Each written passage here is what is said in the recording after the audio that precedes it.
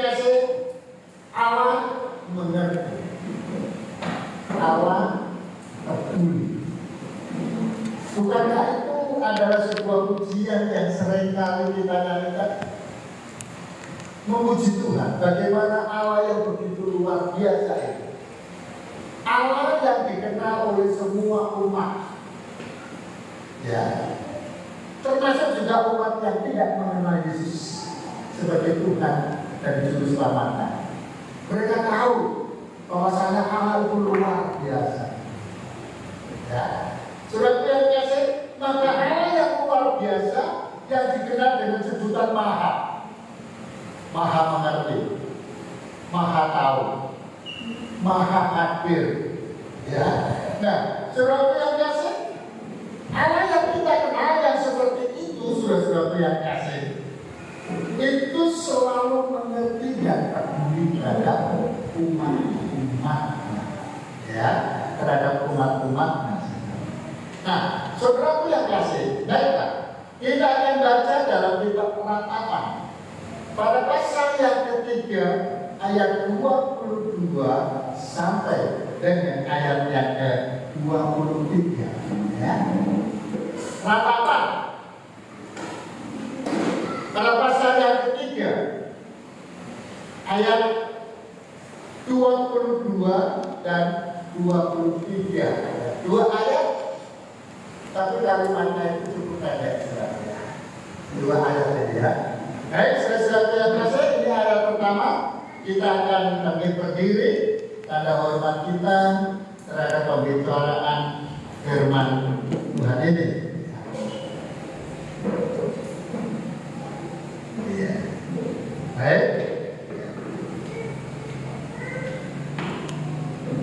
Penatapan 3, 22 sampai dengan 23, ya. Kita baca bersama. 2, 3. Tak berkesudahan kasih setia Tuhan, tak habis-habisnya rahmat-Nya, selalu baru tiap pagi, besar kesetiaan-Mu. Amin. Silakan duduk kembali, saudara. Ya. Jadi Bapak Ibu dan saudara-saudara sekalian, penulis daripada kitab Penatapan, saudara yang kasih, yang dilatar belakangi oleh runtuhnya kebesaran daripada Israel, kebesaran daripada Yahudi, kebesaran daripada bangsa yang dipilih oleh Allah. Saat itu adalah Yerusalem. Ya. Jadi saudara yang kasih, penulis kitab Penatapan ketika melihat bagaimana Yerusalem itu berantakan, Yerusalem itu hancur, ya. Nah, oleh karena runtuhnya Yerusalem, walau dalam kondisi yang menyedihkan, karena itu adalah kota kebanggaan, saudara yang kasih. Tak jauh-jauh Bapak Ibu, kalau Sumatera Utara itu ikon kota, itu adalah Medan, ya. Jadi kalau Medan, kota Medan itu menjadi reruntuhan, maka seluruh masyarakat Sumatera Utara itu akan menjadi sedih. Begitu juga dengan Yerusalem, saudara yang kasih. Penulis Penatapan berkata, tak berkesudahan kasih Tuhan, tak habis-habisnya rahmat-Nya, selalu baru tiap pagi, besar kesetiaan Tuhan. Itu adalah sebuah ungkapan dari isi hati yang paling dalam, bahwasanya dalam kehidupan kita menghadapi tantangan apapun tantangan kita, Allah itu pasti bisa menolong. Allah itu pasti bisa memberikan kebangkitan semangat, sekalipun itu ada dalam keterpurukan, saudara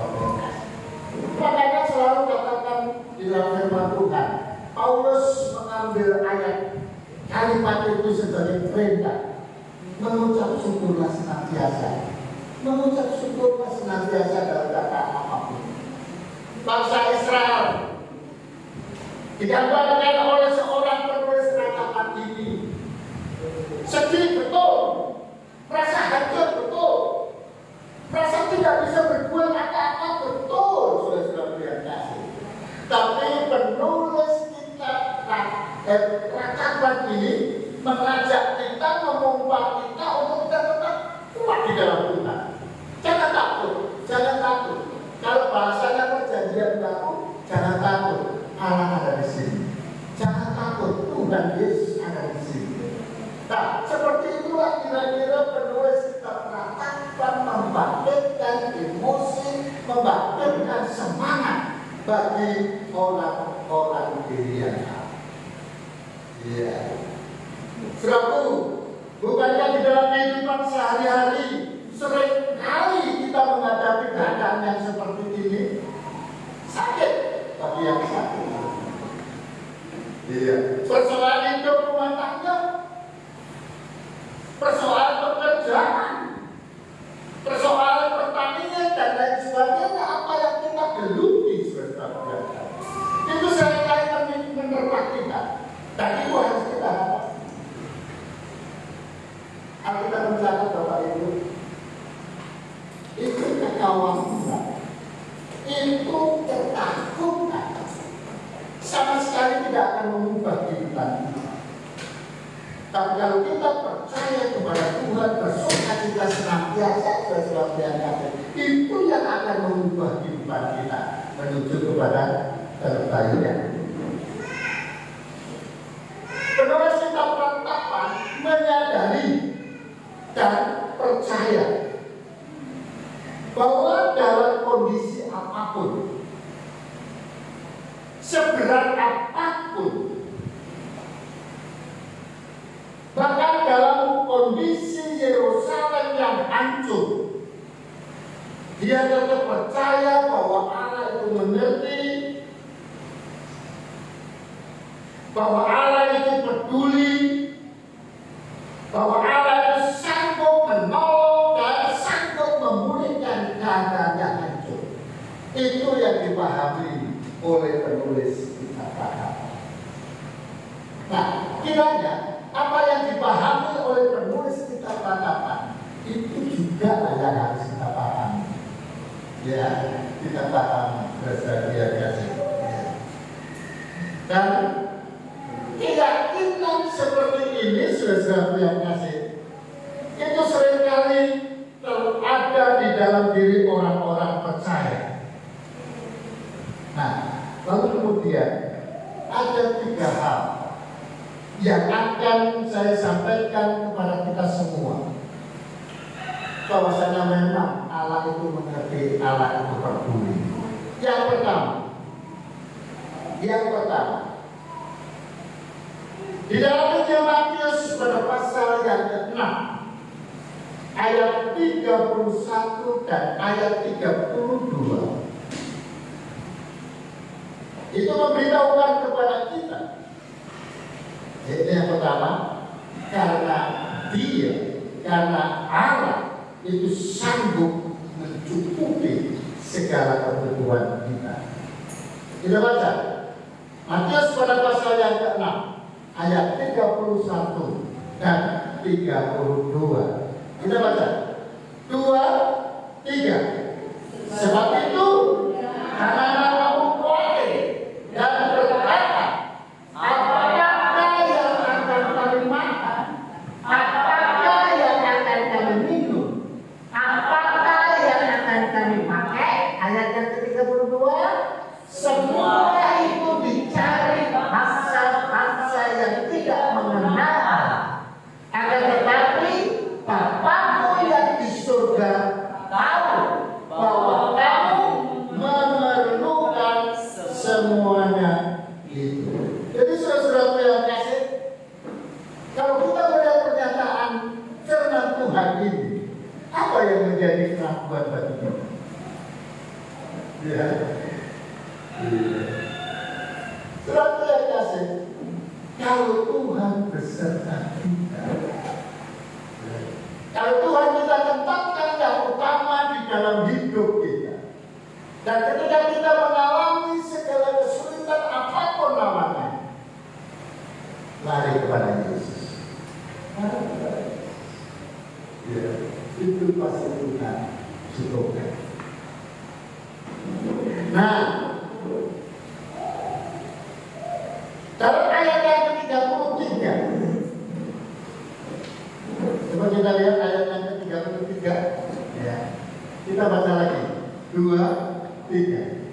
Tetapi carilah dahulu kerajaan Allah dan kebenarannya, maka semuanya itu akan ditambahkannya kepadamu. Ya. Jalan satu-satunya ayat 31 dan ayat yang ke-32 itu bisa kita gapai sehingga tidak menimbulkan keraguan bagi kita. Apa masalah apa? Ayat 31 memberitahukan kepada kita masalah apa? Masalah makan,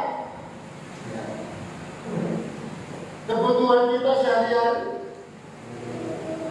masalah pakaian. Biasanya kalau dalam filsafat orang kita Indonesia ataupun orang Jawa itu selalu katakan yang penting, ya, apa namanya, papan, sandang, dan pangan. Papan, sandang, dan pangan. Papan itu adalah tempat, ya, tempat tinggal kita, tempat berkarya kita, sesuatu yang kasih. Lalu kemudian pangan, kebutuhan kita sehari-hari. Lalu kemudian pakaian, ya, yang melengkapi di dalam keindahan dalam hidup kita. Ya. Itu yang seringkali kita cari. Bukankah ketika kita bekerja selalu kita katakan kita mencari untuk kebutuhan bahkan kita sesuatu yang Tuhan katakan di situ, jangan kamu khawatir. Ya, jadi yang pertama, sesuatu yang kasih, bahwasanya Allah mengerti dan peduli itu karena Allah sebetulnya mencukupi segala apa yang kita perlukan. Tapi kuncinya ini, ya, kalau kita benar-benar menempatkan Allah di dalam hidup kita, cari Tuhan terus. Makanya sebelum kita beraktivitas di pagi hari, saudara yang kasih, sempatkan dirimu beribadah kepada Tuhan. Maksudnya berdoa kepada Tuhan. Nah, itu bagus, saudara yang kasih. Iya. Dari itu kita benar-benar menempatkan Tuhan berada di dalam sisi kita. Bagian kita saat ini adalah mau lebih sungguh-sungguh lagi mencari kerajaan Allah dan kebenaran. Maka Allah yang mengerti, maka Allah yang peduli terhadap kita itu, Dia akan berkata, maka semuanya itu akan ditambahkannya kepada orang yang tidak mengenal Tuhan saja. Ya. Itu sangat butuh, apalagi kita, ya. Dan ketika kita sungguh-sungguh di hadapan Tuhan, itulah istimewanya anak-anak Tuhan. Karena Tuhan mengerti, kita nggak minta pun kita dikasih.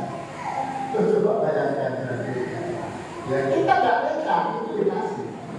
Ya. Asal kita berkenan kepadanya. Yang kedua, saudara yang kasih, Dia sanggup melindungi kita dari segala angin topan kehidupan. Angin topan kehidupan. Markus pada pasal yang keempat ayat 37 sampai dengan ayat yang ke-40. Agak sedikit panjang, saudara yang kasih. Markus pada pasal yang keempat ayat yang ke-37 sampai dengan ayat yang ke-40. Kita baca sekali ya, kita baca ya. 2, 3. Lalu mengamuklah ombak yang sangat dahsyat dan ombak menyembur masuk ke dalam perahu sehingga perahu itu mulai penuh dengan air. Surat yang kasih, kita bayangkan kalau kita berada di dalam perahu bukan kapal ya, bukan kapal. Kapal itu identik dengan perahu yang besar. Ya.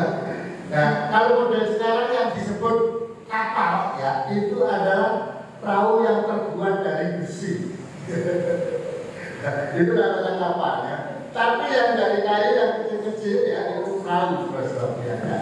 Nah, Bapak Ibu dan saudara-saudaraku, bagi orang yang pernah ke Nias, ya, bagi orang yang pernah ke Nias itu ada 2 pilihan naik perahu, ya, yaitu perahu yang dari kayu dan perahu yang dari besi. Ya, besi. Nah, bagi yang pernah naik perahu yang dari besi, perahu yang dari kayu, ya, saya tanya, enak mana yang naik dari perahu yang dari kayu atau perahu yang dari besi? Dari besi. Kenapa? Karena lebih besar. Sudah ke, ya. Bisa menjawab yang lebih sedikit spesifik. Kalau lebih besar masih kurang. Ada lagi?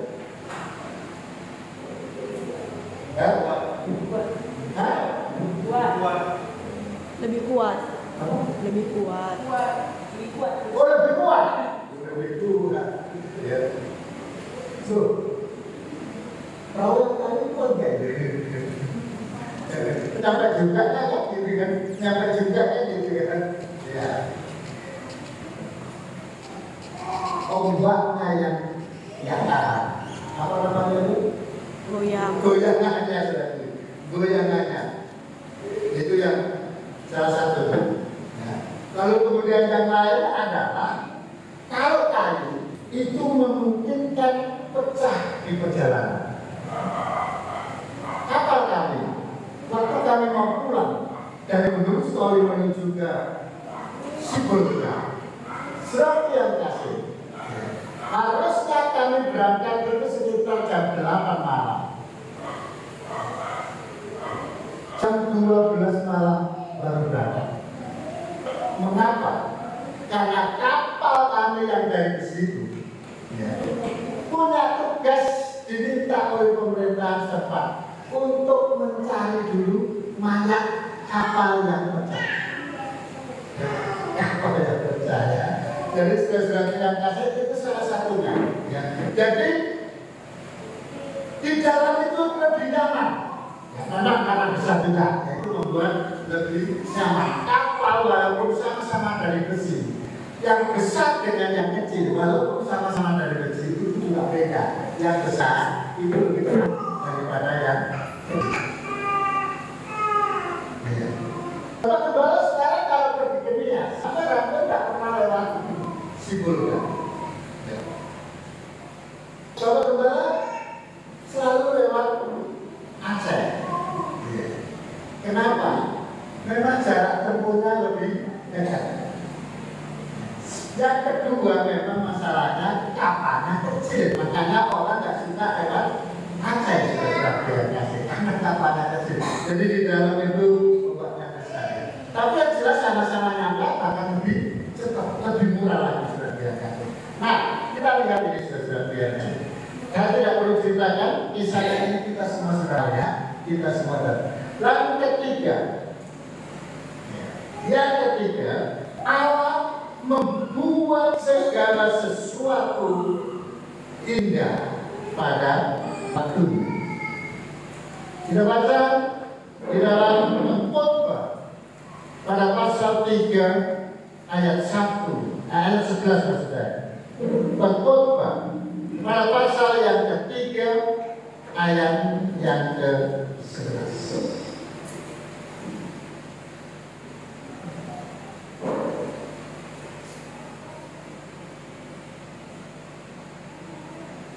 Pengkhotbah 3 ayat yang ke-11. Yuk kita baca 2, 3. Ia ya sorry ya. Kita baca 2, 3. Ia membuat segala sesuatu indah pada waktunya. Bahkan ia membuat kekekalan dalam hati mereka. Tetapi manusia tidak dapat menyelami pekerjaan yang dilakukan Allah dari awal sampai akhir. Ya. Surat ini perhatikan Bapak Ibu dan saudara-saudara sekalian.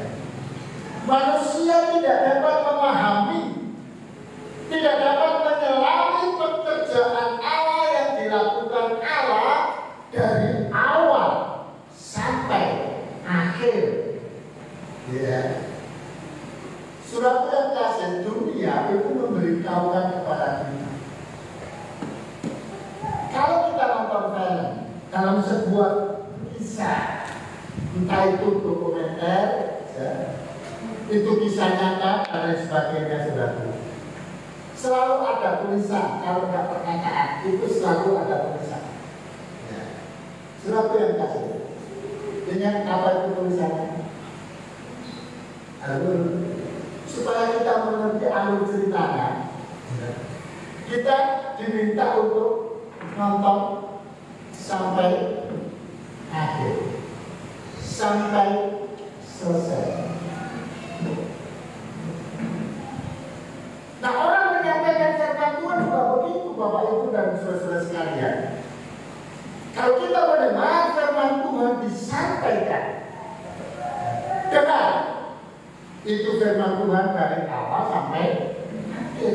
Jangan dipotong-potong, Bapak Ibu. Karena kalau dipotong itu bisa menjadi salah. Ya. Karena kita tidak tahu apa yang menjadi kelanjutannya. Nah, sama seperti ini. Padahal, ya, ia membuat segala sesuatu indah pada waktunya. Baik, Tuhan tidak pernah merancangkan kecelakaan bagi kita. Ya kan?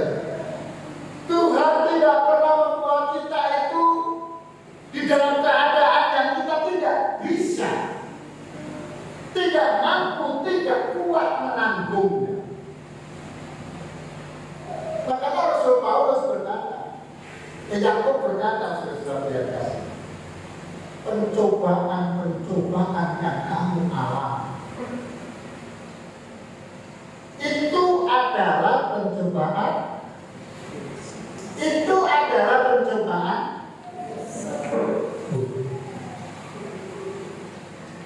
Itu adalah pencobaan biasa. Ya. Pencobaan biasa. Tidak dikatakan bahwasanya pencobaan yang kamu alami itu adalah pencobaan yang berat. Tidak. Itu biasa. Kalau boleh saya katakan sebenarnya itu ringan, saudara-saudara. Oh, Pak Kemarin bagaimana ringan? Saat ini aku ada di dalam pencobaan. Apa pencobaan? Sakit keras. Apa itu masa lalu? Rumahku semalam itu habis dirampok atau dicuri dan lain sebagainya, saudara-saudara. Kalau kita sampai berhenti di situ, saudara-saudara yang kasih, maka kita akan menutupi Allah. Apa Tuhan itu? Padahal Tuhan berfirman, padahal pengkhotbah itu mengkhotbahkannya di gereja-gereja. Kalau engkau selalu bersama dengan Tuhan, kalau engkau berdoa kepada Tuhan, maka hidupmu akan dipakari oleh Tuhan, keluargamu, rumahmu akan dipakari oleh Tuhan, seperti Ayub dipakari oleh Tuhan. Selesai. Mana Pak Pendeta? Mana? Ya, Pak Khotbah. ini aku kok menderita, ini aku kok dan lain sebagainya. Itu kalau kita berhenti bisa seperti iya. Itu sebabnya saudara yang kasih. Padahal ya di dalam Khotbah 3:11 itu ya bahwa ia memberi kekekalan dalam hati mereka. Rancangan yang besar adalah rancangan damai sejahtera. Rancangan yang besar, dia ingin membuat kita naik, bukan menjadi turun. Rancangan yang besar yang penuh dengan kekekalan itu adalah dia inginkan kita sukses, bukan gagal. Ya, kalau kita berhenti di tengah jalan, mengikuti arus daripada kehidupan yang Allah atur kepada kita, kita berhenti di jalan, maka Tuhan sebenarnya marah. Tetapi manusia tidak dapat mengulangi pekerjaan yang dilakukan Allah dari awal sampai akhir dalam hidup. Ya,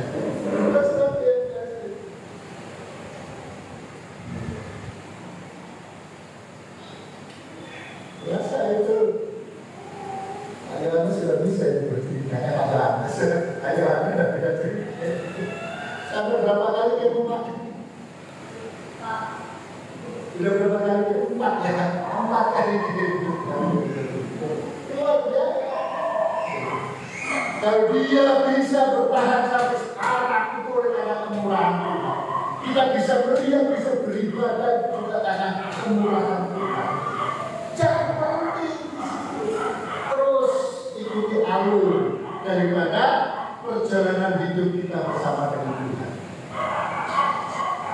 Allah peduli. Allah mengerti. Allah membuat segala sesuatu indah pada waktunya.